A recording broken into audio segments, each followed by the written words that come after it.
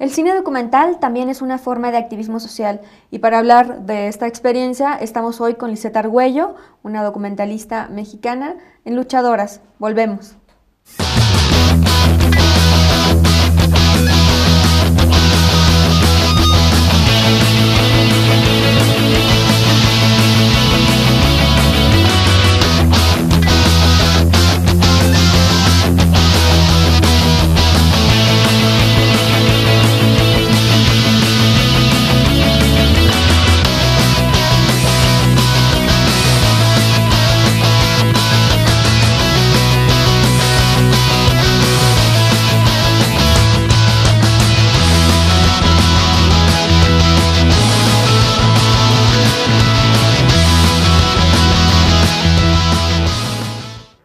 Hola, ¿qué tal? Bienvenidas y bienvenidos a Luchadoras en Rompeviento Televisión por Internet.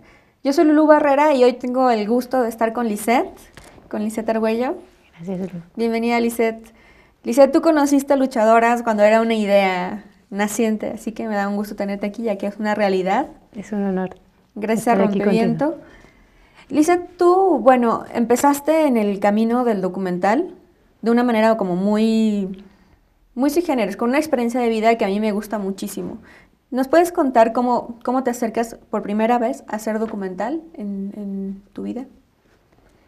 Yo estaba en la universidad cuando conocí a una persona que estaba muy interesada en hacer un documental y no tenía mucha investigación sobre el tema. En este caso era migración centroamericana.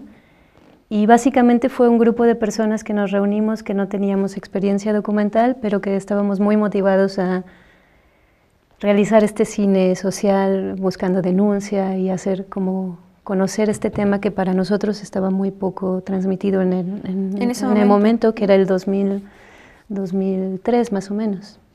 O sea, básicamente a lo que ustedes los mueve a lanzarse a Centroamérica y a Veracruz y a otros lados del país es su preocupación por el tema migratorio, ¿no? Lo que vieron ahí.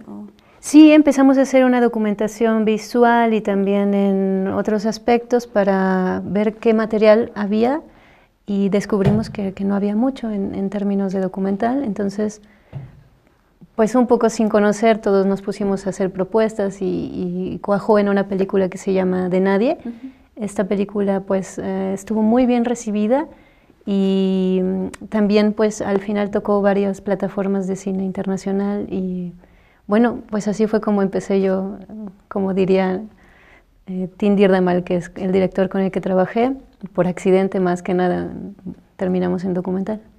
¿Y tú fuiste a campo? O sea, durante las grabaciones, ¿acompañaste en este documental? Sí, cada quien teníamos una idea de lo que era el documental, entonces era un grupo bastante diverso, cada quien decía, yo pienso que esto tenía que hacerse, y cada quien agarraba una cámara, aunque estaban a veces muy malas las tomas y mareaban, pero yo decidí que yo quería hacer la parte de investigación y entonces me aboqué como a realizar toda una investigación escrita para poder tener elementos y entrevistas de gente que pudiera como darnos a explicar mucho más el tema y no nada más como la parte humana, que es bien importante, claro está, pero también fundamentarlo en cuestión académica. ¿Y cómo fue esa primera experiencia en campo? ¿Tú ya habías estado como en el frente donde sucedían como esos fenómenos humanos? No, yo había estado de ser una investigadora de escritorio muy bonito y estando ahí en la universidad a enfrentar la realidad social que es pues irte a meter al trabajo de campo, en los albergues, empezar a ver cómo están las experiencias de vida de los migrantes, descubrir todos los vacíos de información que también había en el tema, localizar la gente que está muy conocida ya y bueno, al final proponer unas nuevas líneas de investigación que visualmente no se habían abordado en este tema. Esa experiencia también te llevó después a muchos ámbitos de acción, ¿no? Sobre preguntas que vamos a abordar más adelante, como cuál es la responsabilidad social que tiene el documentalista con el tema y el acercamiento a las personas con las que está trabajando al hacer el documental, pero también te volviste realizadora. Y para abordar un poco como esa faceta, vamos a ver ahora un pequeño corto que Lisette realizó con Las Patronas, esta comunidad de mujeres que ayudan a migrantes en Veracruz. Y después vamos a hablar de todos los lugares y los rincones del planeta a donde Lisette, a través de su trabajo, llevó a Las Patronas. Así que vamos a verlo y volvemos.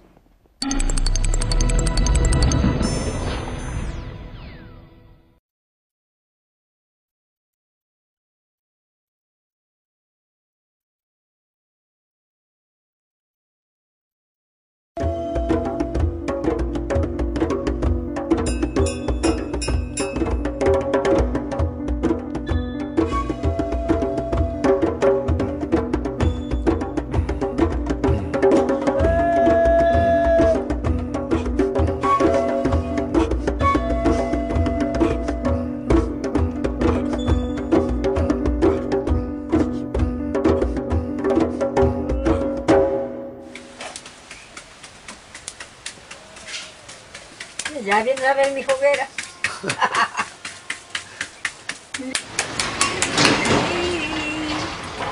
Buenos días. Hola.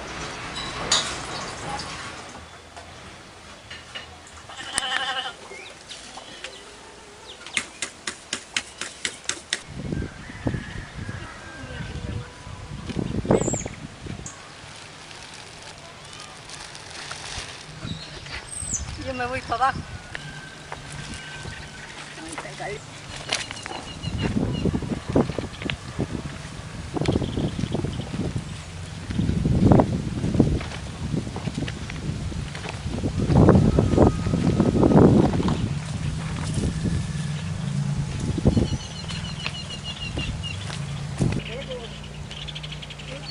Guaraches de tachoncito y otra tirita más.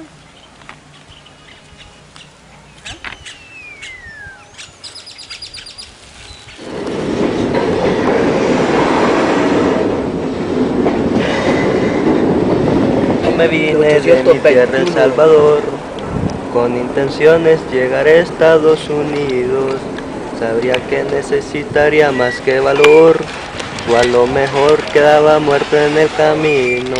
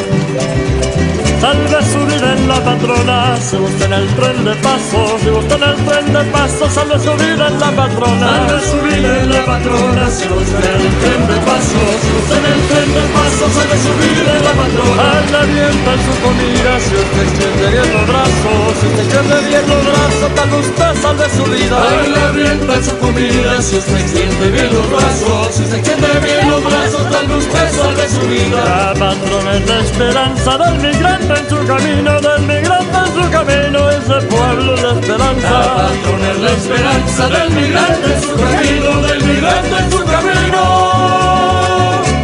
Ese pueblo es la esperanza.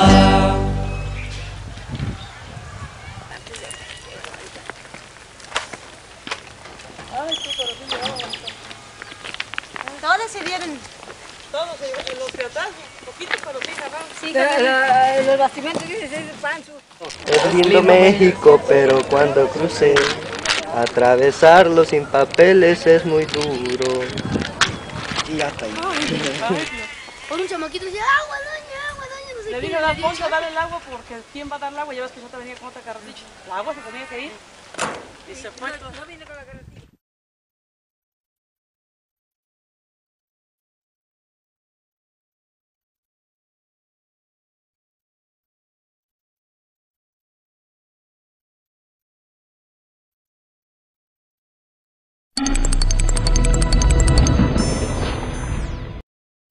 Pues acabamos de ver a las patronas, ¿no? A estas mujeres valedoras que llevan años en esto.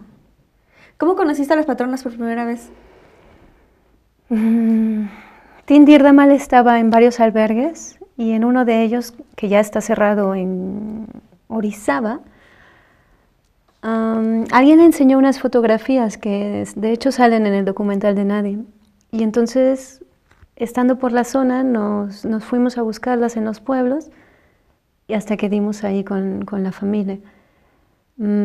Posteriormente, cuando de Nadie terminamos y el grupo un poco de documentalistas se disgregó, yo quedé con la inquietud de regresar a la patrona y mostrarles el trabajo que habíamos hecho. Entonces, fue como después de 2 años o una cosa así que volví, hicimos toda una función junto con la comunidad. Como en 2006 habrá sido eso. Ajá, después de los Arieles, porque este documental de Nadie ganó los Arieles, después fuimos para allá e invitamos todos en el salón social, se hizo una función, estuvo precioso, y a partir de ahí como empezamos otra vez a grabar, porque estaba mucha la cercanía, y en De Nadie nunca logramos tener una imagen que estuviera cuando ellas estaban repartiendo. Entonces, posteriormente, don Raúl Vera, obispo de Saltillo, las invita a visitarlos, y nosotros, en un intento de que vayan a visitar, pues nos coordinamos con varios grupos, se arma una rifa, se junta dinero, y hay 20 mujeres en una camioneta, van a visitar a don Raúl Vera, y este documental surge así, básicamente. Queríamos llevar algo a las casas de migrantes para que las personas que hubieran pasado por la patrona conocieran quiénes eran las personas que les estaban ayudando abajo, y hubo encuentros preciosos en esta pequeña caravana que hicimos al norte. También, bueno, además de esta caravana, ustedes también hicieron algunas iniciativas de, por ejemplo, el compañero Santiago, que ahora trabaja en Tlachinolan, que fuera a la patrona a dar algunos talleres de derechos humanos, ¿cierto?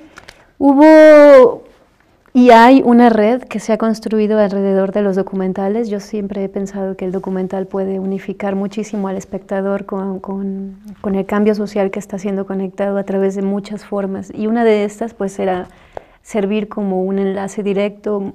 Gente de la Ibero, gente de otros proyectos ha estado yendo constantemente a la patrona, y qué bueno, porque esto ha derivado en muchas iniciativas, la construcción de una cocina ecológica que hubo ya, ¿no?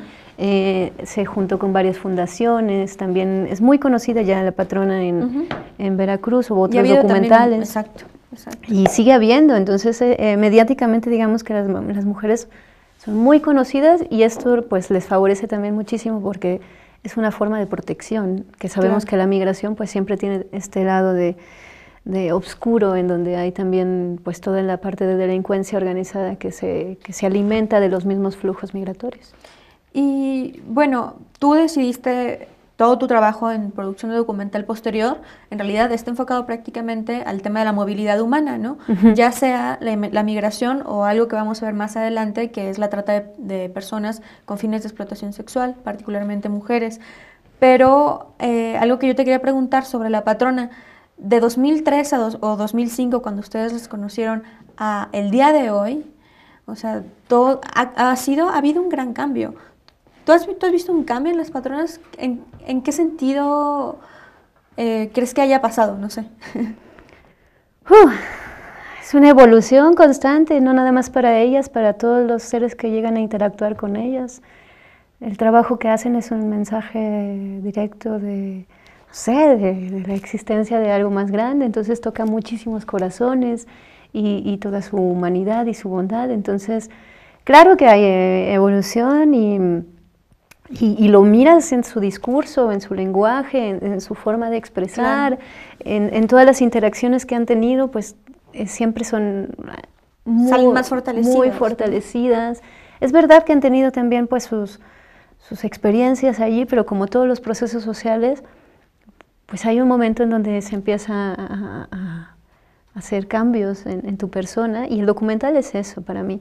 El documental es un arma en donde puede haber una cercanía muy próxima y otra en donde puedes usarlo como una herramienta bastante violenta de intrusión hacia la vida de las personas. Depende. Entonces, de cómo lo... depende el ángulo que manejes, creo que siempre puede ser bastante positivo en la interacción que haya, siempre y cuando haya una corresponsabilidad entre el documentalista y lo que estás retratando.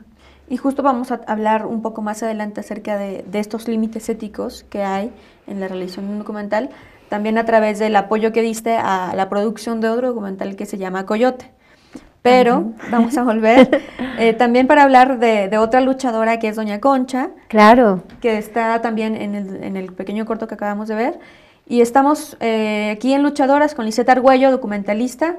Volvemos.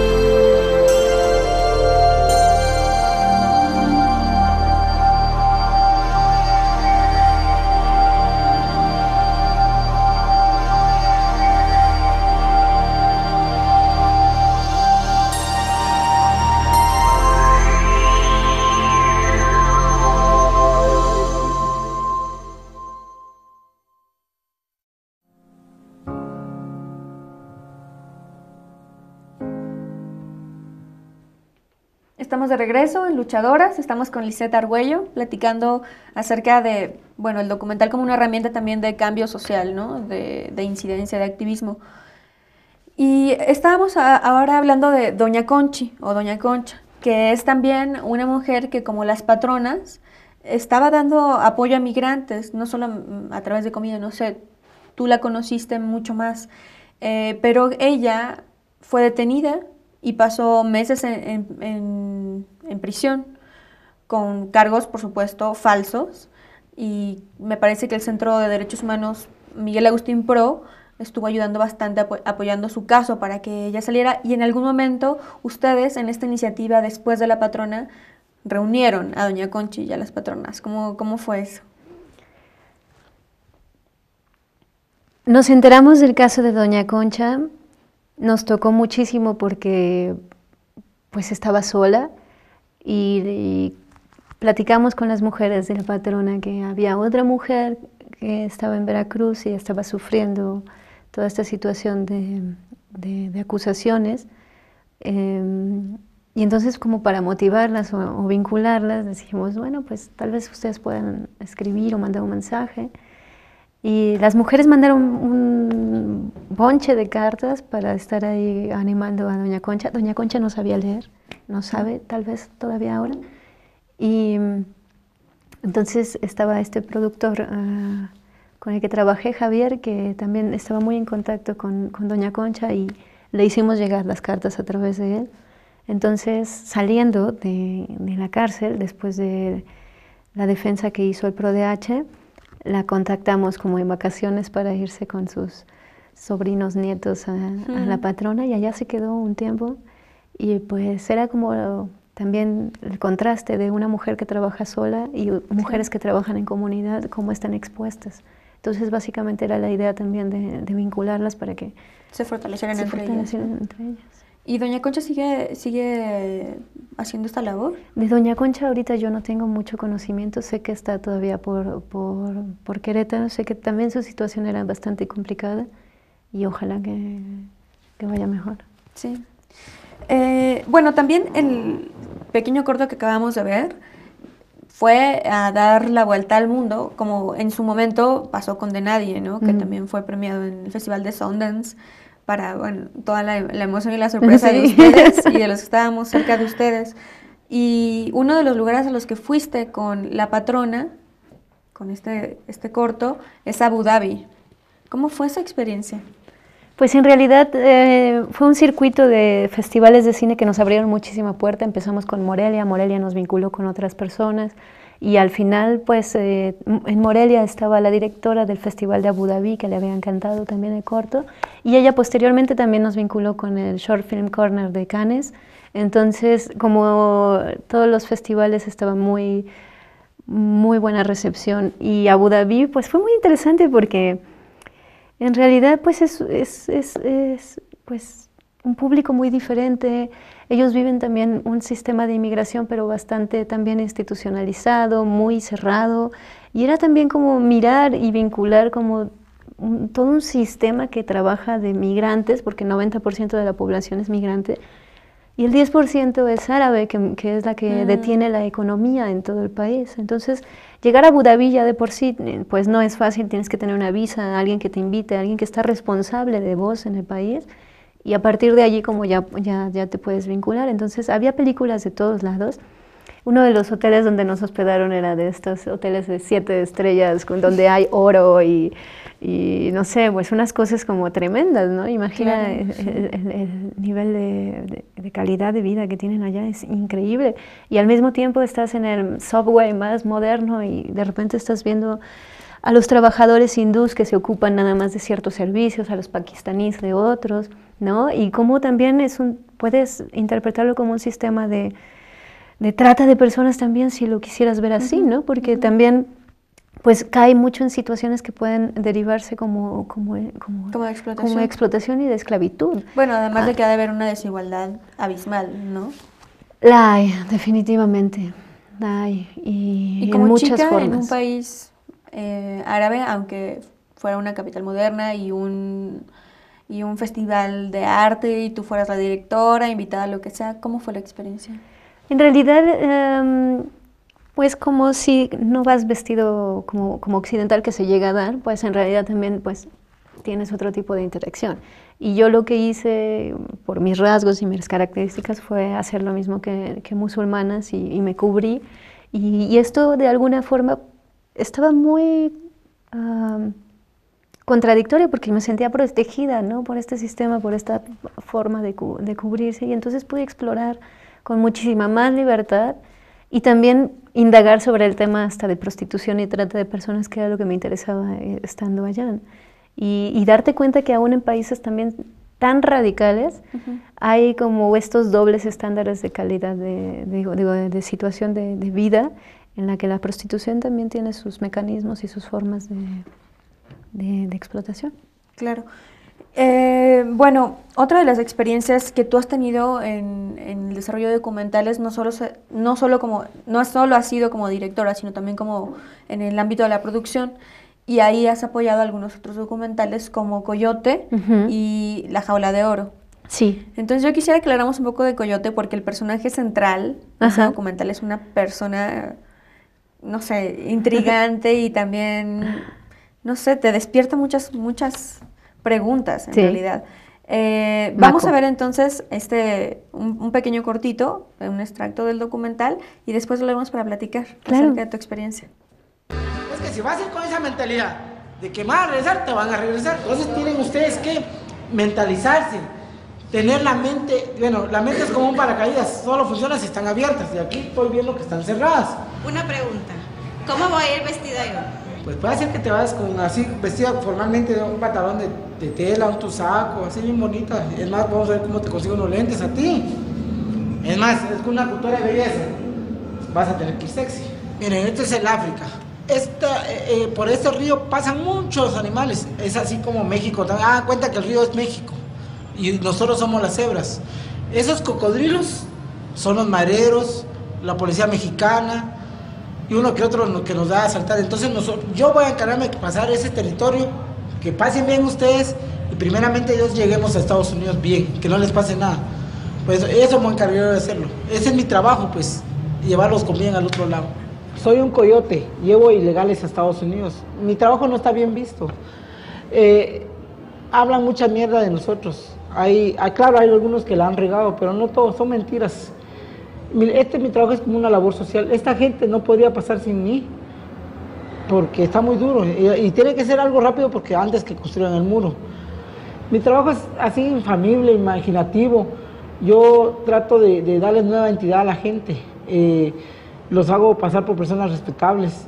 Yo no los hago pasar penalidades. No los llevo en tren, ni los llevo asignado en camiones para animales. Yo los llevo en puro autobús de lujo. Yo soy como director de teatro. Ellos son actores y yo soy el director de teatro. Soy un artista. Qué personaje, ¿no? Maco. Sí, o sea, al mismo tiempo de que, bueno, es un coyote, está transportando personas, tiene una chispa y esta cuestión de presentar en la imagen, la pantalla de las cebras siendo devoradas por un caimán en medio del río y decir, nosotros somos las cebras, pero lo vamos a lograr. Está intenso, ¿no? Maco es un personaje que topa este director y básicamente el documental se arma en torno a toda su vida. Para mí este trabajo fue como estar en el límite entre la ficción del documental y el documental como ya forma de denuncia social, básicamente. ¿Por qué? ¿Cómo ficción? ¿En qué aspecto? Pues en realidad,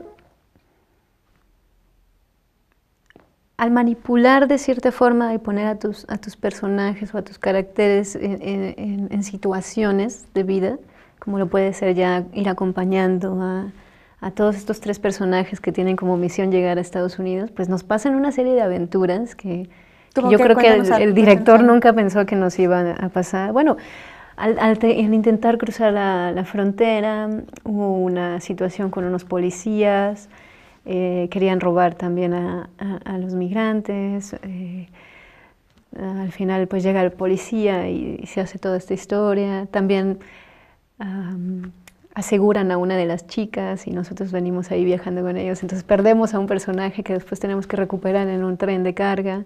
Wow. Y entonces básicamente pues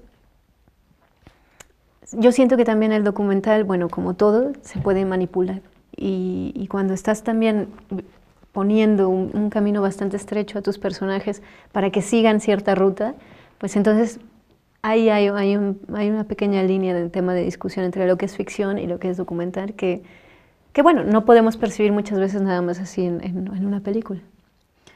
No me queda muy claro en qué sentido manipulación, o sea, la creación de situaciones específicas. Sí, como someterlos a que tienen que pasar por el tren de carga o decir cierta línea de diálogos o que aborden cierto tipo de esquemas como de explicaciones, ¿no? muy didácticas de cómo se vive la migración a través de la visión del director más que nada, ¿no? ¡Qué fuerte! Sí, es muy fuerte. Es muy polémico. Es muy polémico. Este era mi interés en trabajar en cineficción un poquito y en documental, ver la línea de las diferencias. Era documental ficción, ¿no? ¿O no? Yo creo que era documental ficción y nunca se planteó de esta forma, entonces quedó como documental. Y si vos ves la película, creo que terminas viéndola y pensarás que es un documental. Yo siento que es un documental ficción. Y bueno, también después tú experimentarías el mismo formato con Caifán, ¿no? Ajá. Pero lo platicamos más adelante. Claro que sí. Vamos a hacer un corte, pero yo quisiera volver para platicar de otro aspecto que está relacionado contra los límites, bueno, las preguntas éticas en la realización de documentales, que tiene que ver con De Nadie y la historia de María, ¿vale? Bueno, volvemos, estamos en Luchadoras con Lisette Argüello, platicando de documentales y el impacto social de los mismos.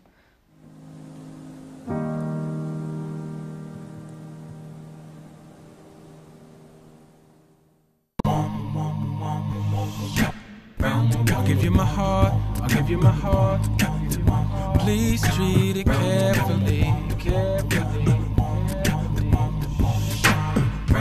I'll play my part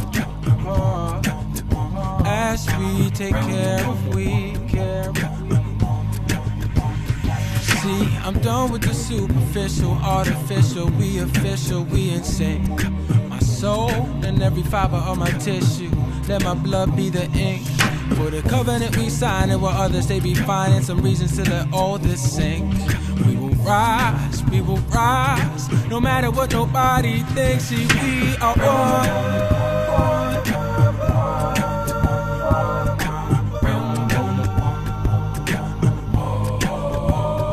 We are one.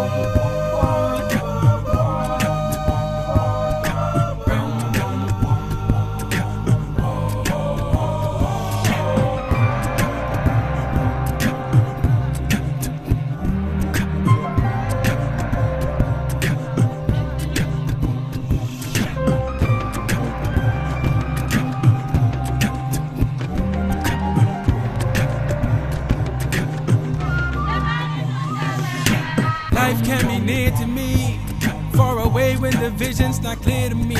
Fuel for the fear in me, finally releasing myself from uncertainty. Powerful lies mislead, but the need is greater than ever before, as sure as an open door. Proceed to be free from the mislead feed. Voice inside of me is the one that'll lead. So the positive tone is the one that I'll need, and the negative ones I will always heed. Indeed, to be free truly is a steep leap of faith over heaps of the faith we need to take as a plea to stay paralyzed or unwilling to see what the path might be.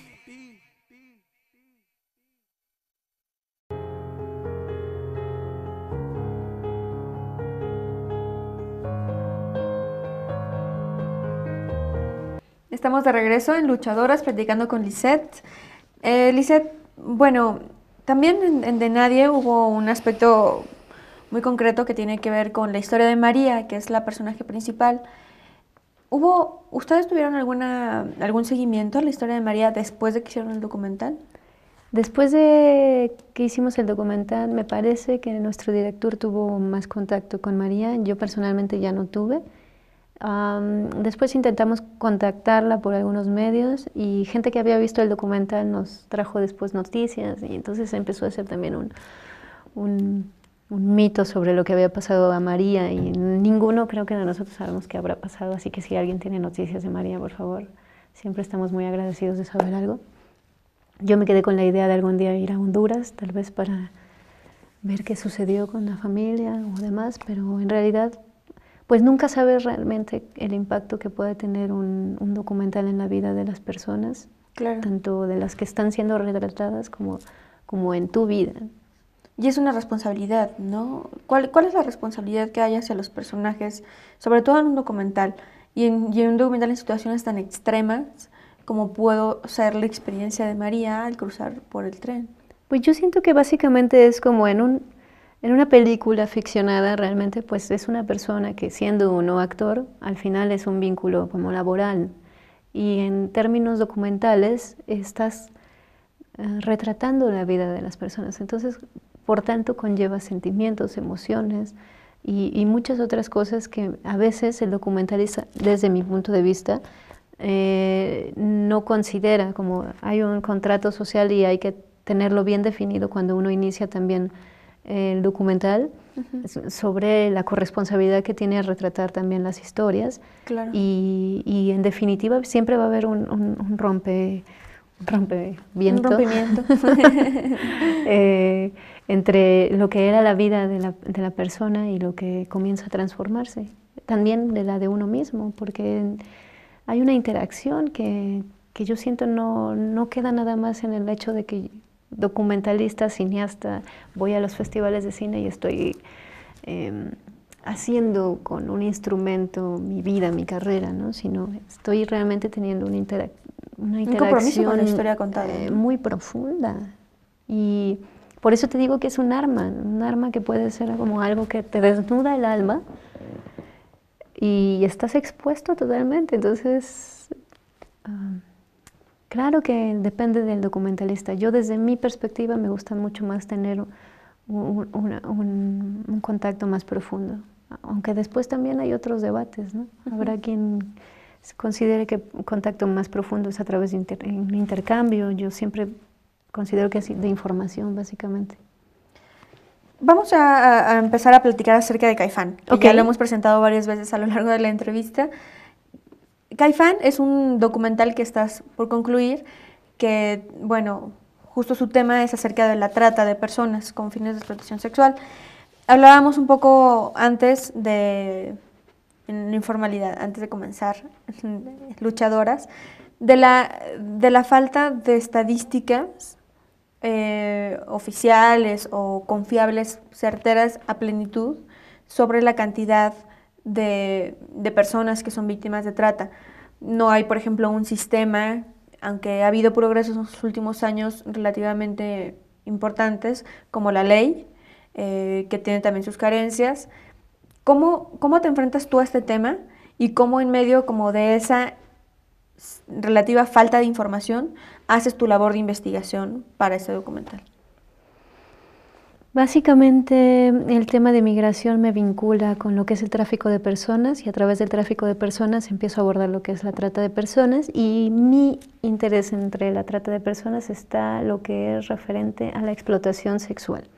Entonces estamos hablando de un tipo de trata de personas muy específico, las adecuaciones a la ley y el reglamento que está por allí pues nos marcan que hay unos vacíos estadísticos porque no hay bases de datos que están coordinadas entre policías sobre atención, la fiscalía que está especializada en asuntos de trata de personas, que es la FEBIMTRA, en realidad también tiene poco tiempo de estar operativa. El reglamento es un poco complicado de poner en acción porque en realidad pues es muy ambicioso, pero en realidad tampoco tiene los recursos para dar los servicios de albergue y de reparación de los daños que sufren las víctimas de trata de personas. Entonces, me enfoco básicamente en lo que es el tema de la prostitución y también la diferencia entre lo que es una prostitución que es ejercida como trabajo sexual, claro, y la prostitución que es forzada, que ya implica lo que es la trata de personas con fines de explotación sexual.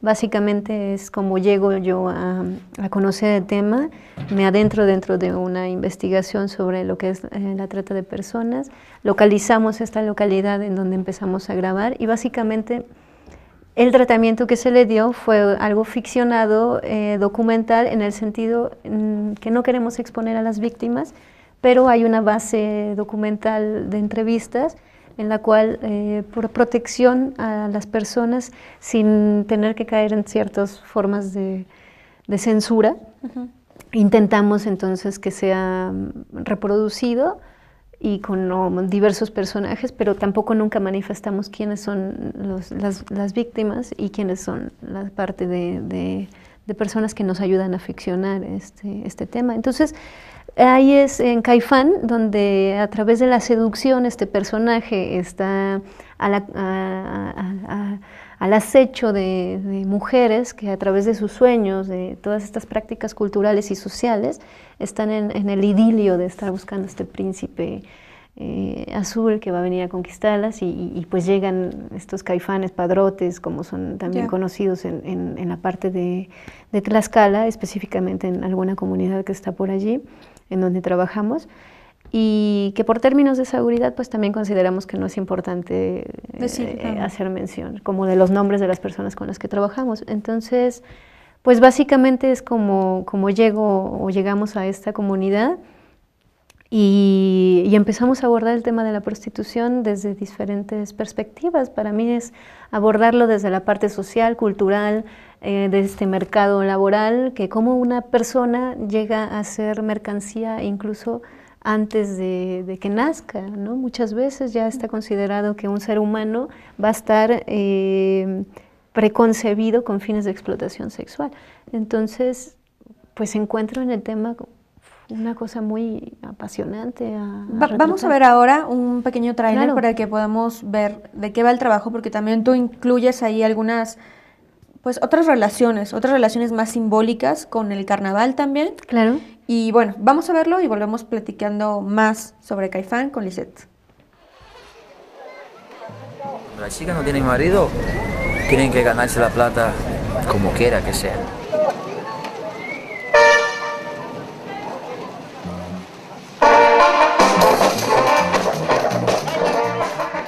Una vez casada, nada en la calle ni sonreírle ni a un hombre.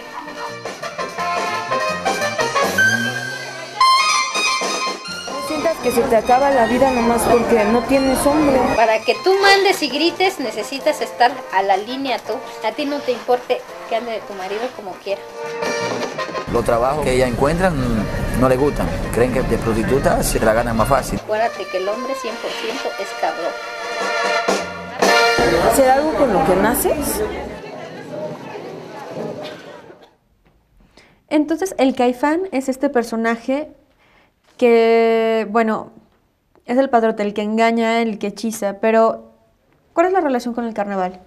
En realidad, esta parte de Tlaxcala, en donde existen varios carnavales, están vinculados muchísimo como lo que se dio la época de coyotaje en algunas comunidades, en lo referente a trata de personas. Entonces, hubo en algún momento una parte cultural que se estuvo como alimentando muchísimo con este tipo de tráfico, y al final, bueno, si tú vas a las comunidades por allá, verás que están llenas de construcciones hechas con casas muy grandes, y muchos parecen como castillos, y está como este fenómeno muy arraigado. Entonces, nosotros nos damos cuenta a través de varias investigaciones que este poblado, bueno, está financiando de alguna forma sus festividades de carnavales con este carnaval que es muy particular, en el cual los caifanes, que nosotros lo denominamos caifanes porque pues así es como son conocidos estos hombres que están seduciendo y al acecho de las chicas en algunas comunidades,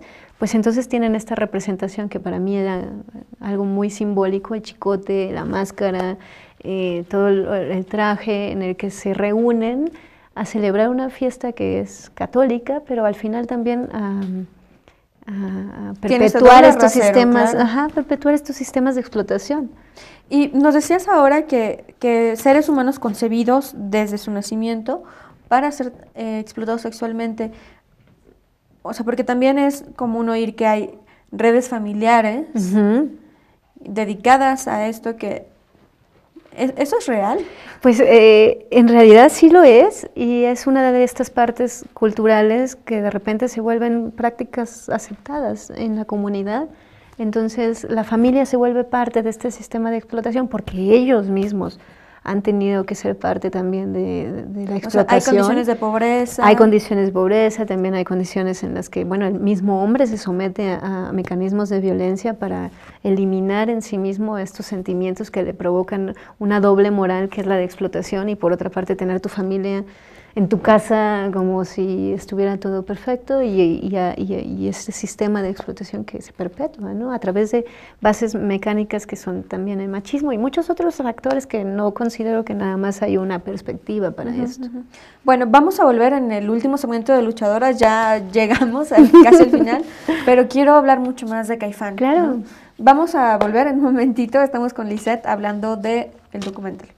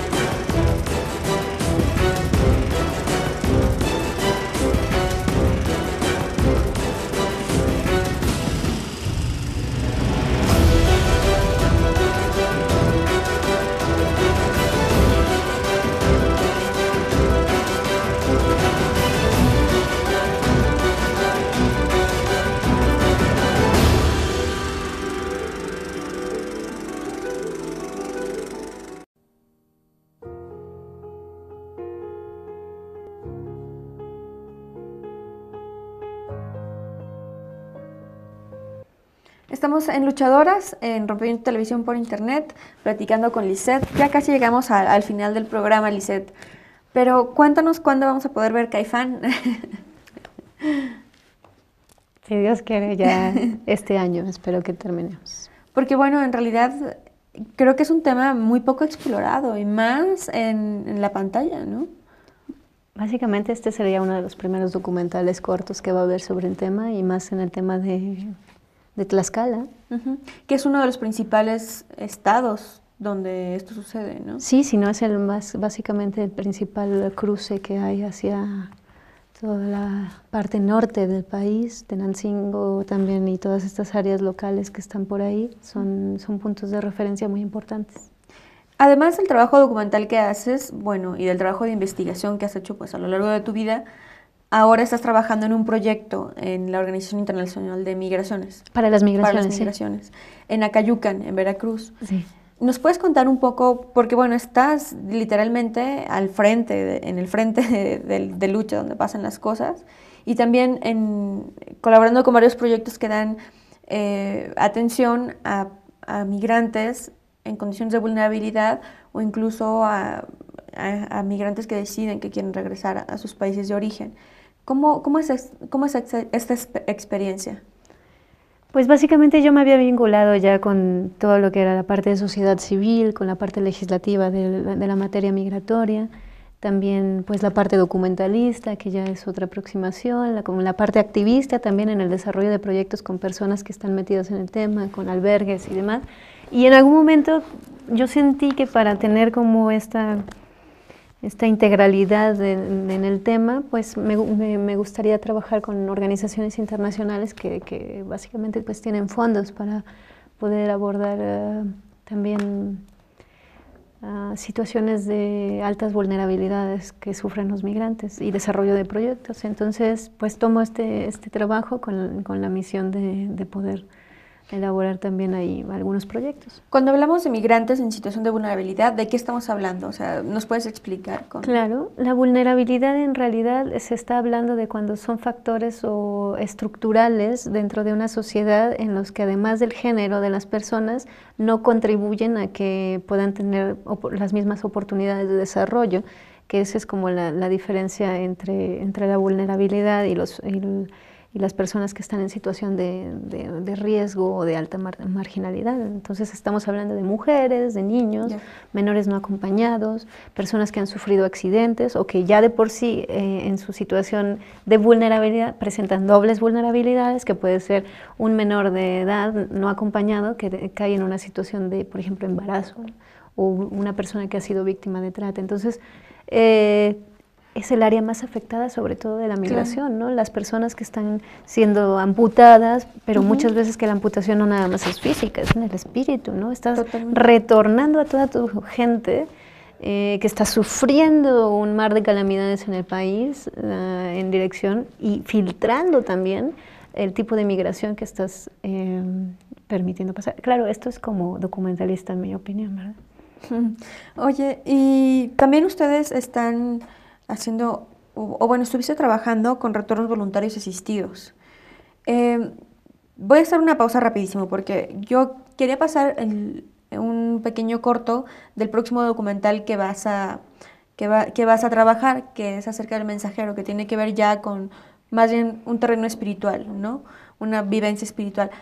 Pero prefiero que agotemos como este tema y yo compartirle a la audiencia en Facebook el corto del mensajero para que sigan la pista y profundizar más en ese tema de la migración. Porque los retornos voluntarios asistidos, o cuando una persona es deportada, en otras palabras, que es otro proceso, no sé, en realidad son experiencias muy duras, ¿no? En condiciones adversas, sin acompañamiento debido.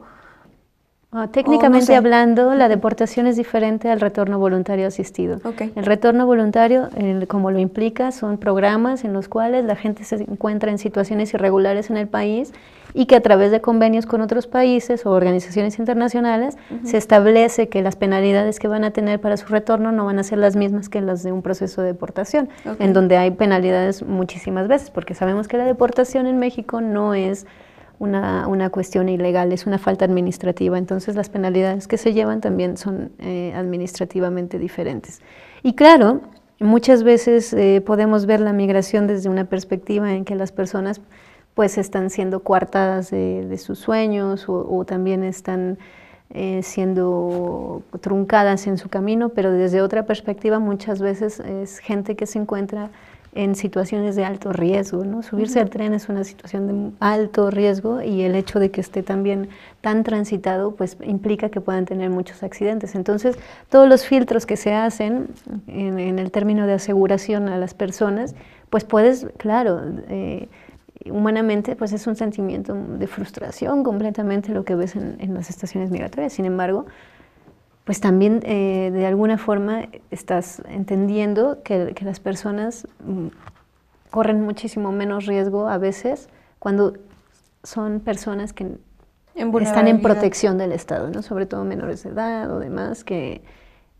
es muy peligroso que también estén dentro de otros flujos migratorios. Entonces el retorno voluntario asistido está apoyado. ¿Cuál es el tipo de apoyo que se da a las personas que deciden regresar voluntariamente a su país, que por ejemplo han sufrido una amputación o simplemente no quieren seguir adelante por bueno, pues, básicamente este tipo de apoyos que dan este tipo de organizaciones son apoyos a traslados, y muchas veces cuando han sido víctimas de algún tipo de delito se les asiste psicológicamente, asistencialmente y también legalmente y médicamente.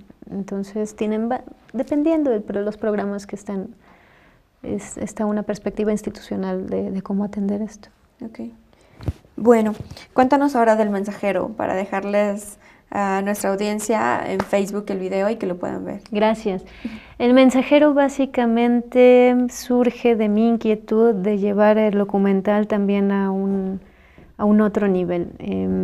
Digamos que mi experiencia documentalista empieza como denunciante, activista de una situación y a través de la reacción que uno ve en el trabajo de las personas, empieza también las búsquedas de transmisión de información, ¿no? El corte que tiene de Nadie al corte de la patrona pues es muy diferente. Yo siento que de Nadie está en un término de denuncia muy fuerte y la patrona está en una forma mucho de esperanza. De empatía. ¿No? De empatía, de tratar también de abordar temas de violencia de la forma más difícil que yo considero, que es sin mostrar la violencia, ¿no? Y entonces Caifán tiene como objetivo esta parte, de ser una parte como lúdica, pero también de manipulación en los medios para que veamos, bueno, yo te estoy contando una realidad que yo percibí, pero dentro de esa realidad también yo puedo manipularla de alguna forma y eso es lo que quiero provocar alguna reflexión. Entonces, sí, pues el documental como cualquier otro medio es una herramienta que puedes manipular.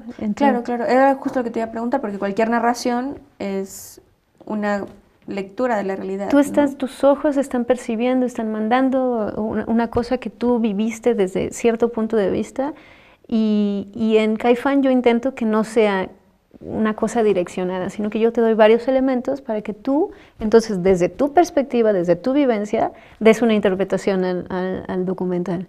Y entonces el mensajero surge de esta parte que es trascender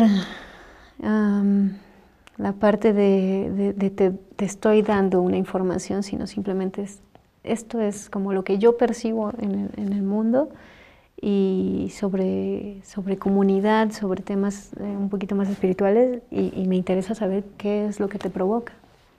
Y en el mensajero en realidad retratas la experiencia de varios maestros o maestras de yoga, ¿cierto? Sí, maestros de meditación, de yoga, guerreros que se unen en la búsqueda de una visión espiritual de cómo convivir en comunidad y de dar servicio a la comunidad en una forma bastante peculiar, que eso es lo que hay que descubrir en el corto. Bueno, pues vamos a compartirlo y vamos a estar esperándolo también. Muchas gracias, Lisette. Hemos llegado al final de Luchadoras. Gracias a vos y a tu audiencia y muchas felicidades porque este programa es una plataforma muy importante para todas las mujeres que están haciendo proyectos. Muchas gracias y también a ti por estar acá y compartirnos tu experiencia. ¿Te parece si hacemos un pequeño juego de palabras? Oye, sí, claro, claro. Para que me digas por lo primero favor. que venga a tu mente. ¿Qué piensas cuando yo te digo trata? Mujeres. Migración. Maltratos. Derechos. De vida. Documental. Ficción. Historias. Realidades. Paz. Armonía. Comunidad. Servicio. Pues muchas gracias por estar con nosotras, por Gracias compartirnos tu experiencia. Hay como muchos ámbitos de paz, de comunidad y de servicio en los que te has involucrado a lo largo de tu vida y que también has tratado como de replicar, ¿no? Claro, y cualquier contacto pues también está siempre abierto para propuestas. ¿Qué es lo que más disfrutas o has disfrutado tú en esta labor de hacer historias, de compartir historias a través del documental? Explorarme a mí misma de alguna forma en los ojos de los demás y retratar sus realidades de la forma en que percibo que son súper trascendentes para mí y en su retroalimentación con las personas. Básicamente en la evolución que podemos tener en la interacción de contar nuestras historias. Es como un acercamiento muy íntimo, ¿no? Es tan íntimo que lamentablemente a veces pierdes amigos en el camino, ¿no? Como son realidades tan opuestas que a veces te das cuenta que tienes que trabajar de diferentes formas y tienes que seguir tu corazón de cómo quieres trabajar el tema. Entonces todos los documentalistas sigan explorando también sus formas de transmitir. Muchas gracias, Lisette. Esto fue Luchadoras. Gracias por sintonizarnos. Nos vemos el próximo miércoles.